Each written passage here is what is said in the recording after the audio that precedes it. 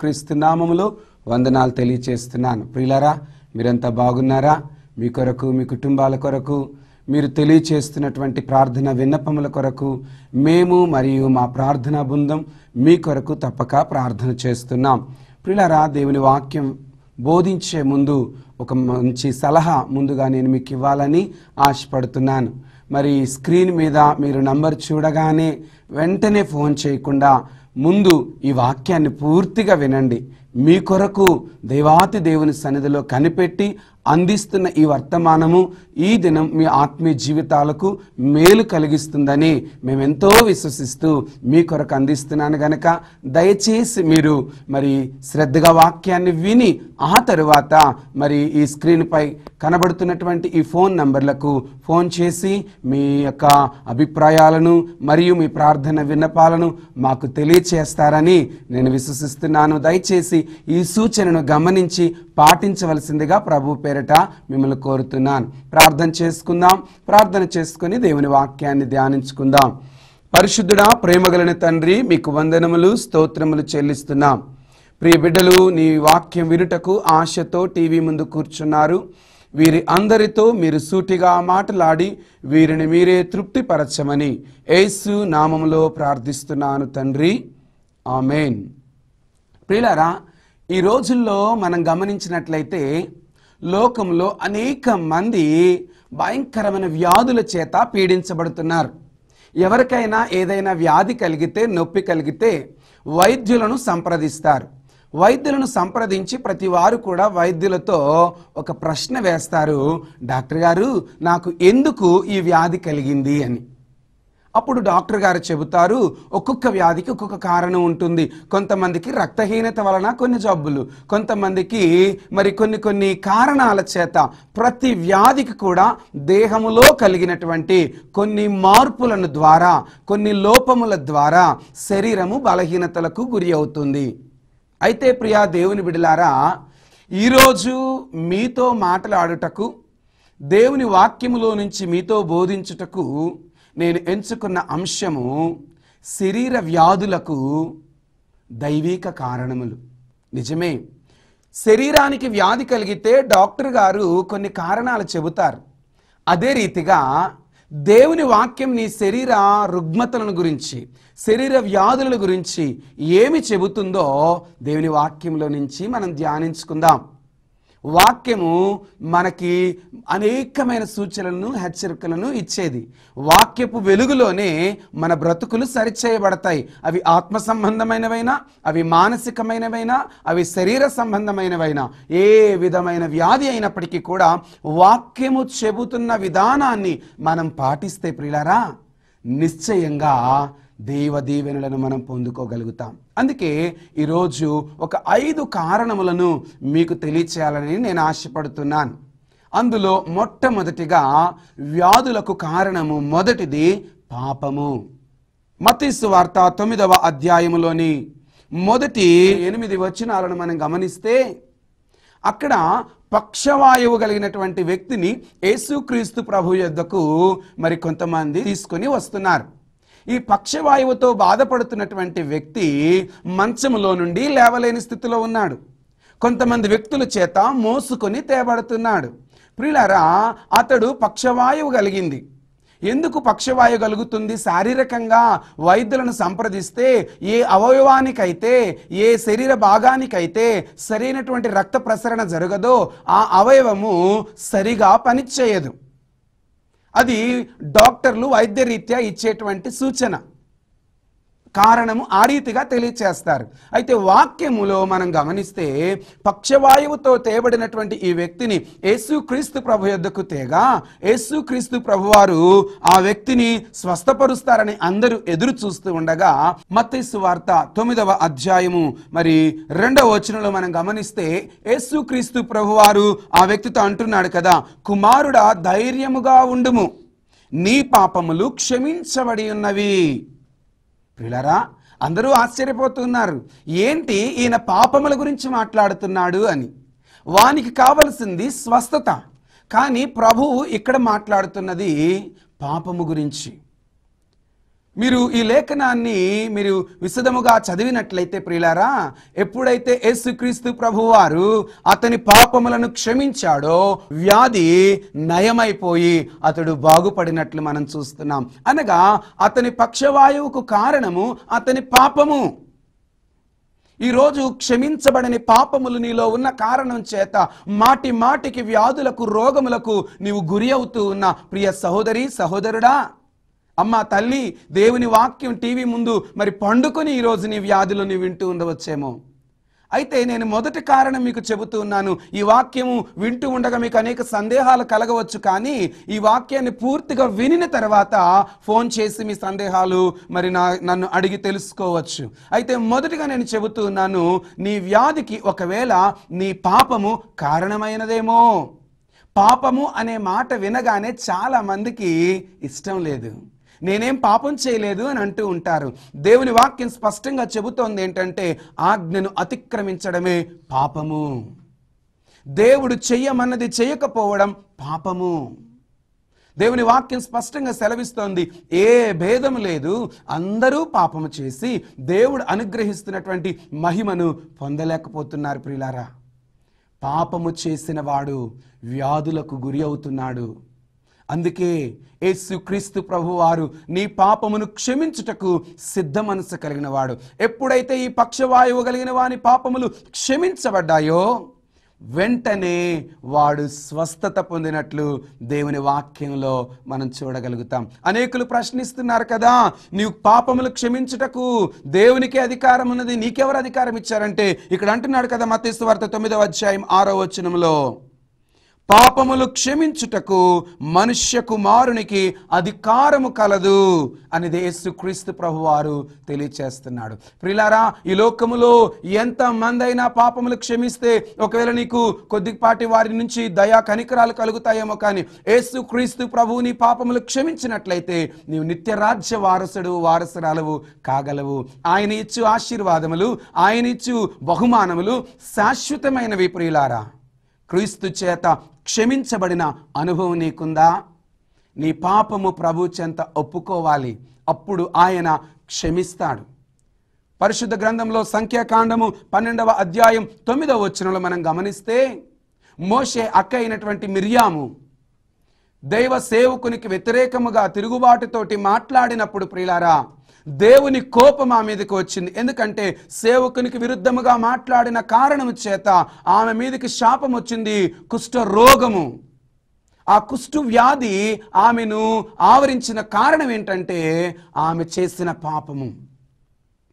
ఎప్పుడైతే మోషే ఆమె కొరకు ప్రార్థన చేశాడో వెంటనే ఆమె క్షమించబడినప్పుడు ఆమె వ్యాధి తొలగిపోయింది.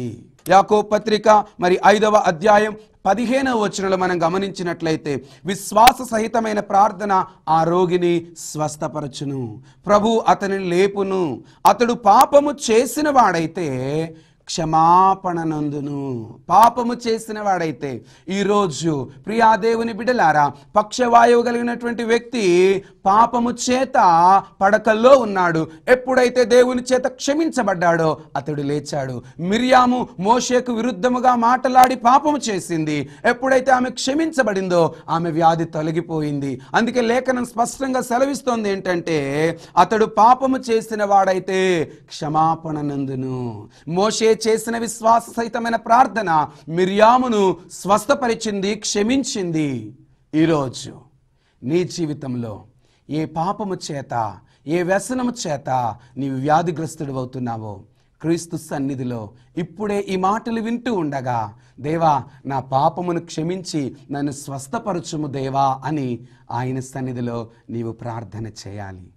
రెండవదిగా నేను మీకు జ్ఞాపకం చేస్తాను, లూకా సువార్త 13వ అధ్యాయము 10వ వచనం మనం గమనిస్తాం. ప్రియులారా, లూకా సువార్త 13వ అధ్యాయము 10వ వచనం మనం గమనించినట్లయితే అక్కడ స్పష్టంగా దేవుని వాక్యం సెలవిస్తోంది, 18 ఏండ్ల నుండి బలహీనపరచు దెయ్యము పట్టిన యొక్క స్త్రీ అచ్చట ఉండెను. ఆ బలహీనపరచు దెయ్యము ఆమెకు నడుములు వంగిపోవునట్లు చేసింది.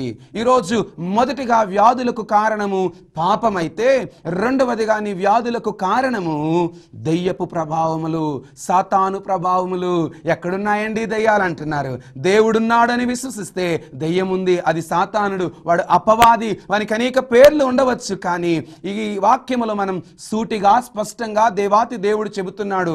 ఒక స్త్రీ ఉంది, ఆమె 18 ఏండ్ల నుండి నడుము వంగిన స్థితిలో ఉంది. ఒకవేళ లోకరీత్యా వైద్యులు చెబుతారు నడుముగిందంటే ఒకవేళ ఆమెకి గూనె వచ్చిందేమో, ఒకవేళ ఆమె వెన్నెముకలో లోపమున్నదేమో అని లోకం అనుకోవచ్చు, వైద్యులు అనుకోవచ్చు. కానీ వాక్యం స్పష్టంగా చెబుతోంది ఏంటంటే, బలహీనపరచు దెయ్యము ఆమెను పట్టినందున, ప్రియులారా, బలహీనపరచు దెయ్యము ఆమెను పట్టినందున 18 ఏండ్ల నుండి నడుము వంగిన స్థితిలో ఉంది.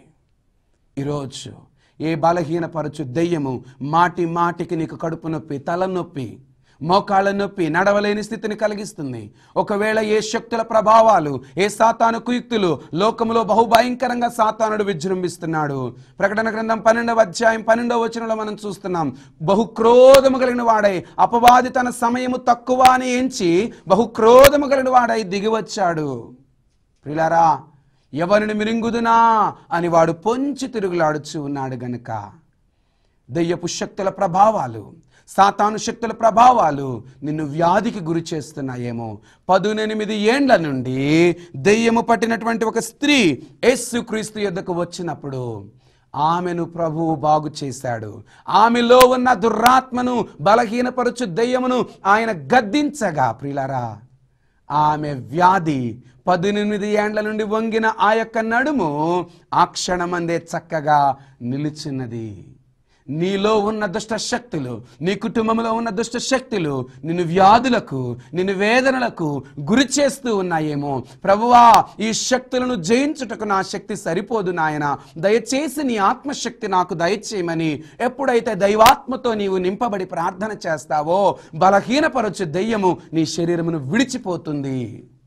అందుకే ప్రియులారా, మనం గమనిస్తున్నాము దేవుని వాక్యంలో మార్కు సువార్త 9వ అధ్యాయము 25వ వచనంలో మనం గమనించినట్లయితే, ఒక యవనస్తుడిని మోగదైన చెవిటి దయ్యము పట్టి పీడిస్తున్నట్లుగా మనం చూస్తున్నాం. మోగదైన చెవిటి దయ్యము ఒక వ్యక్తిని పట్టి పీడిస్తోంది. శిష్యులు ఎంత ప్రయత్నించినా అది విడుదల కాలేదు. యేసుక్రీస్తు ప్రభువారు తన నామములో ఆ గొప్ప కార్యాన్ని జరిగించి వానికి విడుదలనిచ్చాడు. ఈ దయ్యపు శక్తుల నుంచి ఎందుకు మరి విడుదల కలగట్లేదంటే శిష్యులు ప్రభువుని అడుగుతున్నారు. ప్రభువా, మేము ప్రార్థిస్తే వాడికి బాగు కాలేదు ఎందుకు అనేనంటే, ప్రభు అంటున్నాడు కదా, ఉపవాస ప్రార్థన వలననే అట్టి వాటిని నీవు జయించగలుగుతావు. బలహీనపరచు దెయ్యము ఒకవేళ నిన్ను పట్టి పీడిస్తూ పలు విధములైన వ్యాధులకు నిన్ను గురి చేస్తూ ఉంటే, ప్రియ దేవుని బిడ్డ, సంఘాన్ని పిలిపించుకో, సంఘ పెద్దలను పిలిపించుకో, నూనె రాయించి ప్రార్థించుకో. వారు అభిషేకముతో నింపబడి నీ కొరకు ప్రార్థిస్తే నీకు ఆ శక్తుల ప్రభావముల నుండి విడుదల కలుగుతుందని దేవుని వాక్యం బోధిస్తోంది. ప్రియులారా, ఒకవేళ ఇదే కారణం కావచ్చేమో, ఎన్ని వైద్యాలు చేయించుకున్నా నీ రోగం కుదుట పడట్లేదు. నేను వైద్యం చేయించుకోవద్దని మీకు చెప్పట్లేదు. వైద్యులను ఇచ్చినవాడు దేవుడే, ఔషధమును ఇచ్చినవాడు దేవుడే.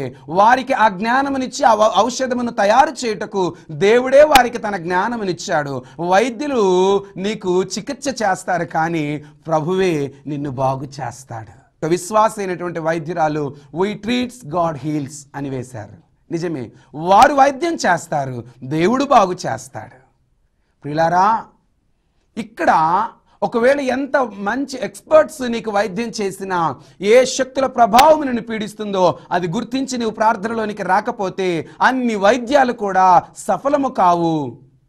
కనుక ప్రియా దేవుని బిడ్డలారా, ఏ దయ్యపు శక్తులు, ఏ సాతాను శక్తులు నిన్ను వేధించి మాటి మాటికి వ్యాధికి నిన్ను గురి చేస్తున్నాయో ఒక్కసారి ఆలోచించమని ప్రేమతో మనవి చేస్తున్నాను. కొంతమందికి మామూలుగా షాపింగ్కి వెళ్ళాలంటే వాళ్ళ మోకాళ్ళ నొప్పి గుర్తురాదు.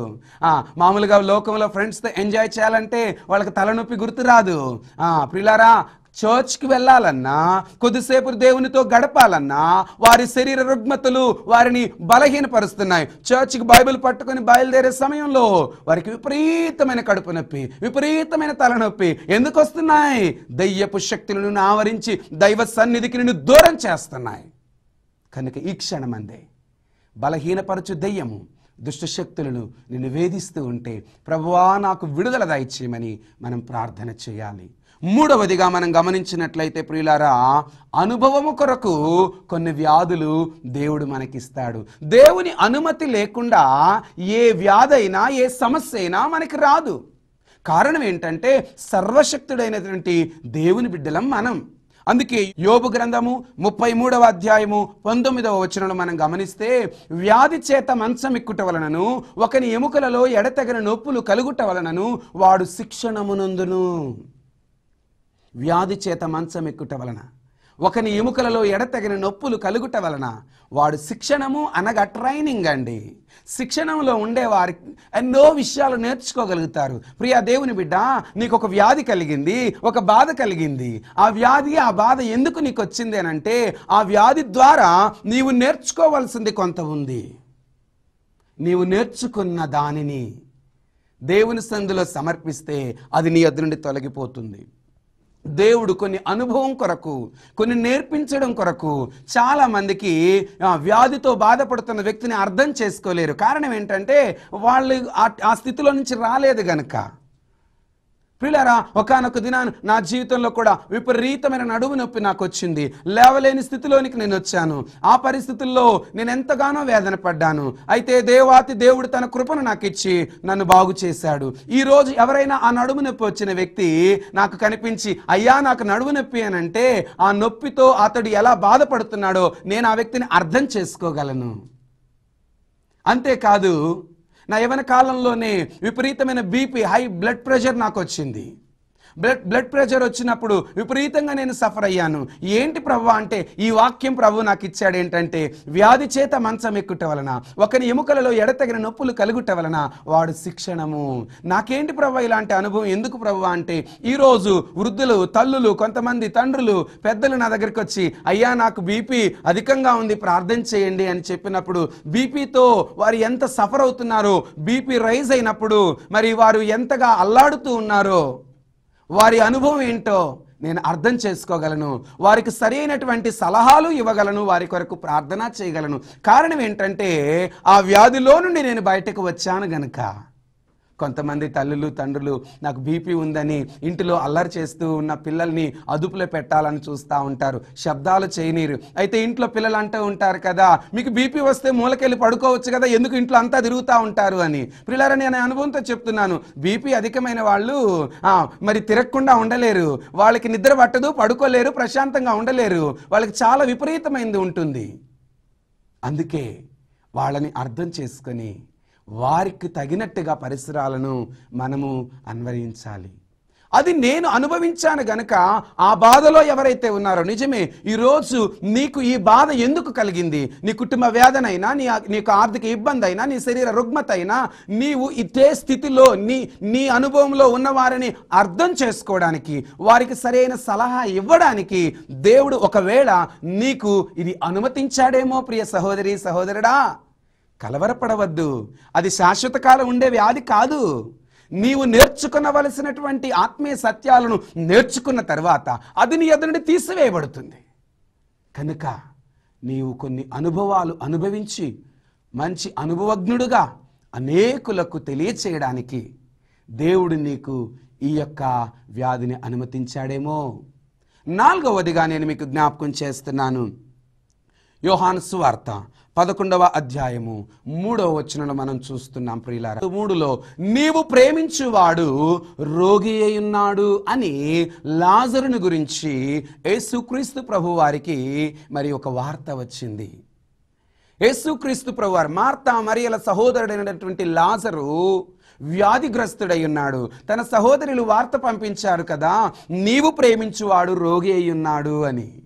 ప్రియా దేవుని బిడ్డలారా, యేసుక్రీస్తు ప్రభువారు తాను ఉన్న స్థలంలోనే ఇంకనూ ఆలస్యం చేసి ఆయన అక్కడ ఉన్నాడు. అయితే శిష్యులతో అంటూ ఉన్నాడు కదా, ఈ వ్యాధి దేవుని మహిమ కొరకు అతనికి సంభవించినది అనే మాట సత్యాన్ని దేవాతి దేవుడు తన శిష్యులకు బోధించుట మనం గమనించండి ప్రియులారా. యోహాను సువార్త 11వ అధ్యాయం 3వ వచనం, ప్రభువా ఇదిగో నీవు ప్రేమించువాడు రోగి అయి ఉన్నాడని ఆయన యొద్దకు వర్తమానం పంపిరి. యేసు అది విని, ఈ వ్యాధి మరణము కొరకు వచ్చినది కాదు గాని దేవుని కుమారుడు దాని వలన మహిమ పరచబడినట్లు దేవుని మహిమ కొరకు వచ్చెను. దేవుని మహిమ కొరకు కొన్ని వ్యాధులు వస్తాయి. కొంతమంది విచిత్రంగా చిన్న కడుపు నొప్పి వస్తే విపరీతం అయిపోతుంటే, అయ్యో నేను ఇంకా చనిపోతున్నానేమో, నాకేదో అయిపోతుంది, చాలా మంది కంగారు పడిపోతుంటారు. ప్రియ దేవుని బిడ్డ, నీవు క్రీస్తు బిడ్డవి కదా, నీవు దేవుని పిలుపు అందుకున్నావు కదా, నేను ఒక మాట మీకు సత్యాన్ని చెబుతాను, మనం తొందరగా చచ్చిపోమండి. ఎందుకో తెలుసా? దేవుని మహిమపరచడానికి, దేవుని చిత్తమును నెరవేర్చడానికి ఈ భూమి మీదకు ఆయన మనలను పంపించాడు. వ్యాధి చేత మంచం ఎక్కుట, ప్రియ దేవుని బిడ్డలారా గమనించండి, అనుభవము. అంతేకాదు మహిమ కొరకు ఈ లాజరు దేవుని మహిమ కొరకు రోగి అయ్యాడని యేసుక్రీస్తు ప్రభువారే స్వయాన చెబుతూ ఉన్నాడు. మనకందరికీ తెలిసిన విశేషమే, ఆ లాజరు ఆ వ్యాధితో మరణించాడు, పాతి పెట్టేశారు. 3 దినములైన తరువాత యేసుక్రీస్తు ప్రభువారు అక్కడికి వెళ్ళారు. యేసుక్రీస్తు ప్రభువారు అక్కడికి వెళ్ళి తన సహోదరులను ఓదారుస్తూ మాట్లాడుతూ ఉంటే వారెంతో వేదనతో, ప్రభువా నీవు వచ్చి ఉండిన ఎడలా నా సహోదరుడు చావకుండును. ప్రియులారా గమనించండి, ఆ మాట చెప్పినప్పుడు ప్రభు అంటున్నాడు, మార్తా నీవు నమ్మిన ఎడల దేవుని మహిమను చూస్తావు. ఆలస్యం అయిపోయింది గనుక అనర్థం జరిగిపోయింది, జరగకూడదు జరిగిపోయింది. అప్పుడే ప్రభు వచ్చి ఉంటే నాకు ఈ బాధ కలిగేది కాదు కదా అని అక్క చెల్లెళ్ళు ఎంతో వేదన పడుతున్నారు. ప్రియులారా ఈరోజు నేను మీకు ఒక మాట సెలవిస్తాను. ఆలస్యంలో ఆశ్చర్య కార్యములు చేసే దేవుడు నీ రక్షకుడు. ఆయన ఆలస్యం చేశాడు. ఎందుకు అని అంటే ఆయన తన మహిమను బయలుపరచబడుట కొరకు. ప్రియులారా మీరు గమనించినట్లయితే యోహాను సువార్త 12వ అధ్యాయంలో ఈ యొక్క లాజరును యేసుక్రీస్తు ప్రభువారు సమాధిలో పెట్టబడినటువంటి లాజరును బ్రతికించాడు. బ్రతికించిన తర్వాత ఈ లాజరు యేసుతో కలిసి భోజనం చేస్తున్నాడు.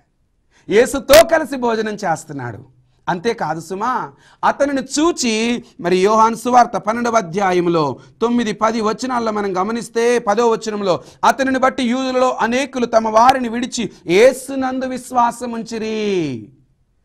ఈ లాజరు చనిపోయి తిరిగి లేచిన తర్వాత అతనిని చూచి అనేక మంది యూదులు యేసుక్రీస్తుని విశ్వసించారు. ఎంత గొప్పవాడు యేసు అని.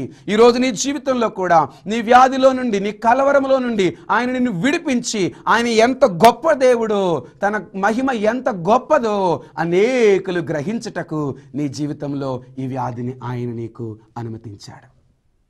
అంతేకాదు ప్రియులారా, చిట్ట చివరిగా 5వ కారణము, దైవిక కారణం నేను మీకు తెలియచేస్తాను.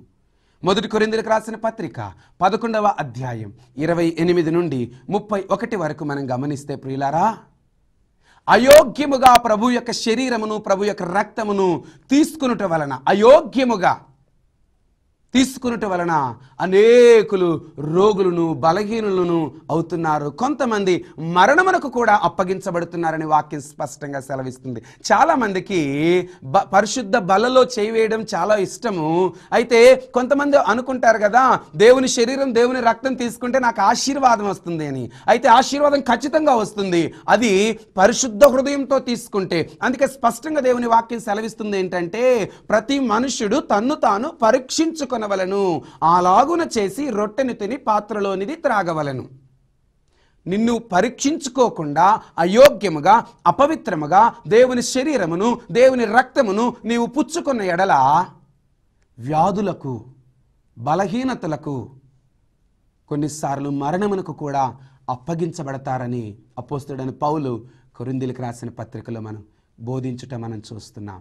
ప్రియులారా, ఈ రోజుల్లో బల్ల తీసుకుంటే ఆశీర్వాదం అనుకుంటున్నారు కదా, అయోగ్యముగా తీసుకుంటే శిక్ష అండి. బల్ల తీసుకోవడం ద్వారా ఆశీర్వాదం రావాలి కానీ శాపం రాకూడదు కదా. మరి ఎందుకు నీవు బలహీనరాలవైపోతున్నావంటే శనివారం వరకు పాపపు బ్రతుకుతూ శనివారం వరకు పాపపు బ్రతుకు జీవిస్తూ సహోదరుడా సహోదరి ఆదివారం అలవాటు ప్రకారంగా ఆచార ప్రకారంగా బలలో చేయి వేస్తున్నావు.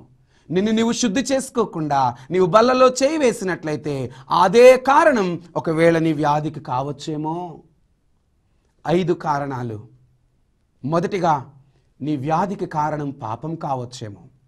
రెండవదిగా నీ వ్యాధికి కారణము బలహీనపరచు దెయ్యపు శక్తుల ప్రభావము పీడించుట వలన నీ వ్యాధులకు గురి అవుతున్నావేమో. మూడవదిగా మనం గమనిస్తే అనుభవం కొరకు దేవుడిచ్చాడేమో. అనుభవం కొరకు దేవుడిచ్చి ఉంటే ఓపికతో సహించు, కొద్ది దినాలకి అది తీసివేయబడుతుంది నీవు నేర్చుకున్న తరువాత. నాలుగవదిగా మనం గమనిస్తే దేవుని మహిమ కొరకు కొన్ని వ్యాధులు నీకు రావచ్చు. ఓపికతో దేవుని స్తుతిస్తూ ఉంటే దేవుడు ఎంత గొప్పవాడో ఆ వ్యాధిలో తను తాను నిరూపించుకుంటాడు. చివరిగా అయోగ్యముగా బల్లను తీసుకోవడం ద్వారా వ్యాధులకు గురి అవుతూ ఉన్నారు. ప్రియ సహోదరి సహోదరుడా, డాక్టర్ గారు ఎన్నో కారణాలు నీకు చెప్పవచ్చు. ఆ కారణాలతో పాటు దైవిక పరిశీలన మనకెంతో అవసరం. దేవుని వాక్యం స్పష్టంగా చెబుతున్న ఈ కారణాలను గ్రహించండి, ఈ కారణాలలో పరిశీలించుకోండి. ఒకవేళ ఇందులో ఏ కారణంలో నీవు వ్యాధికి గురి అయిపోయావో ప్రభు సన్నిధిలో ఇప్పుడే తల వంచి ప్రార్థన చేసినట్లయితే ఆయన తప్పక నిన్ను క్షమించి నీ జీవితంలో అద్భుత విడుదల నీకు ఇవ్వగలడు. ప్రార్థన చేసుకుందాం. తలలు వంచండి, కళ్ళు మూసుకునండి. పరిశుద్ధుడా, ప్రేమగలిగిన తండ్రి, మీకు స్తోత్రములు చెల్లిస్తున్నాం నాయన. నిజంగా ప్రభువా, వ్యాధికి కారణాలు నిజమే, వైద్యులను మాకు ఇచ్చారు ప్రభువా. కానీ దైవీకంగా నీ వాక్యపు వెలుగులో నుంచి మేము ఎందుకు వ్యాధులకు గురి అవుతున్నామో మాకు తెలియచేశారు.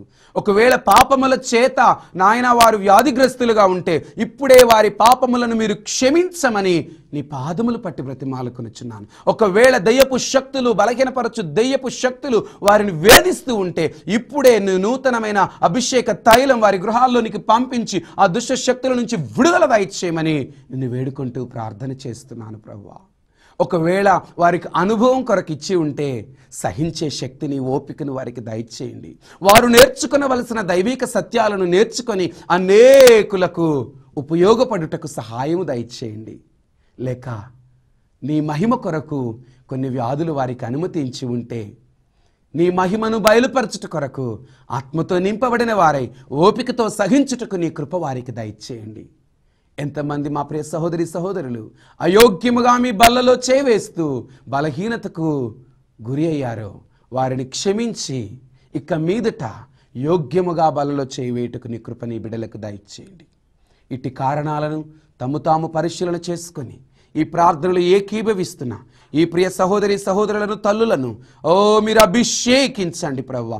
ఇప్పుడే వారి గృహాల్లో నీ నూతన వెలుగును పంపించండి. ఈ క్షణము నుంచి ప్రతి వ్యాధి రోగము వారి దేహములను, వారి కుటుంబాలను విడిచిపోవునుగాకని నేను ఆజ్ఞాపిస్తున్నాను దేవా. మీ అభిషేక తైలం మీ బిడ్డల మీద కుమ్మరించి ఆశీర్వదించమని ప్రభు అయిన యేసు నామములో ప్రార్థిస్తున్నాను తండ్రి, ఆమేన్. తండ్రి, కుమారుడు, పరిశుద్ధాత్మ త్రియేక దేవుడు సదా మీకు తోడై కాపాడునుగాక. ఆమేన్. మీరు విన్న ఈ సందేశం ద్వారా మీరు ఆత్మీయ మేలులు పొందుచున్నారని మేము విశ్వసిస్తున్నాము. మీ ప్రార్థన అవసరతల కొరకై మమ్మల్ని సంప్రదించవలసిన మా చిరునామా, our address reverend D Sampath Kumar, Aadarana ministries, plot number 35, Balaji colony, Karman Ghat, Jillelguda, Hyderabad 79.